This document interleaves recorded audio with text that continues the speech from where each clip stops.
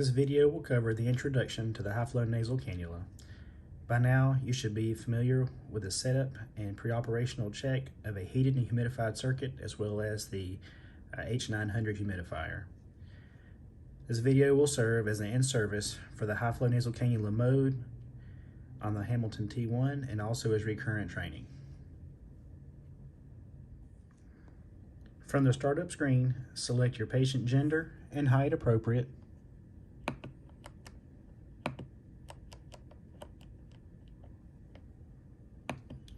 Next, select modes.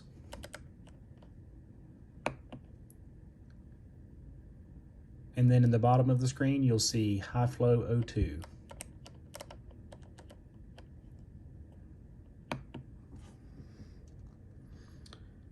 Confirm. And the basic control screen will appear.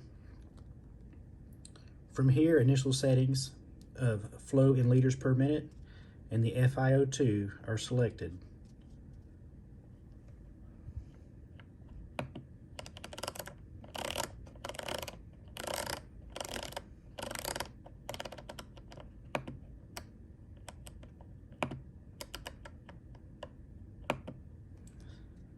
For training purposes, I have selected 20 liters per minute of flow and 21% FiO2.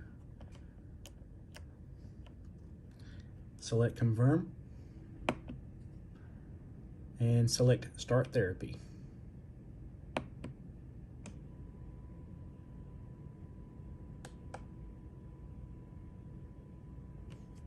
The therapeutic goal of high-flow nasal cannula is to provide heated and humidified support of oxygenation and ventilation to a patient during transport utilizing the Hamilton T1 through non-invasive interventions. The purpose of high-flow nasal cannula is to provide increased positive pressure, increased FiO2, increased flow to assist with work of breathing, and elevated airway pressure to promote gas exchange.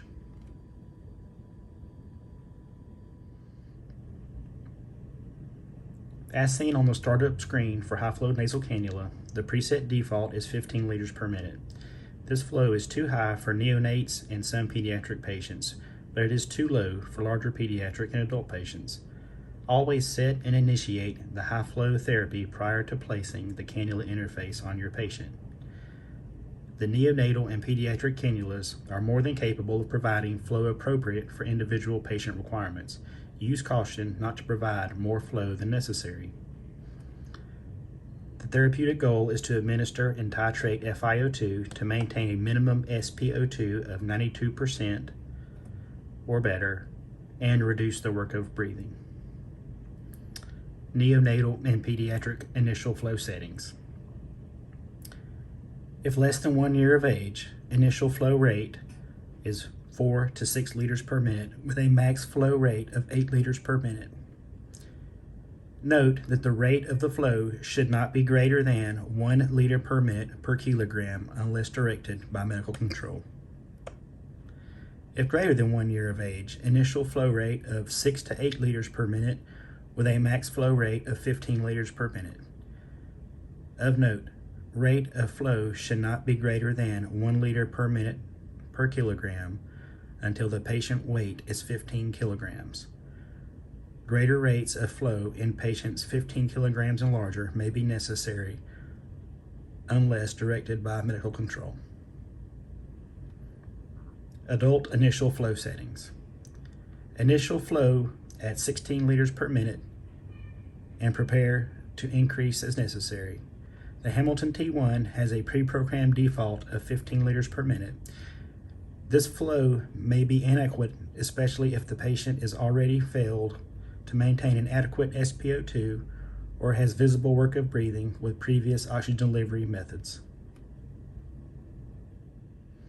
Clinical progression. High-flow nasal cannula can only offer a limited amount of support depending on the patient's requirements and disease process. The following guidelines will prompt the provider to reassess if the patient's needs are being met. A flow of greater than 1 liter per minute per kilogram of patient weight in those patients weighing less than 15 kilograms. a flow greater than 30 liters per minute without improvement in the work of breathing in adults, worsening hypoxia in the presence of 100% FiO2 or a PaO2 of less than 60 millimeters mercury. Last, an increased CO2 retention with a CO2 greater than 55 millimeters of mercury. Any of the above conditions are signs that the patient is failing high-flow nasal cannula and requires immediate intervention management. The heated circuit is compatible with both BiPAP and invasive mechanical ventilation.